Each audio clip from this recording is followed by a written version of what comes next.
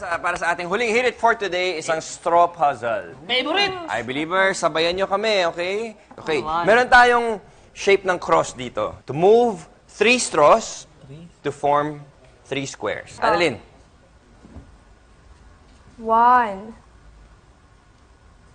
2.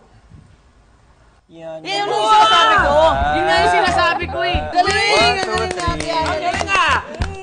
Thank you, Annalyn. Good job. Thank you.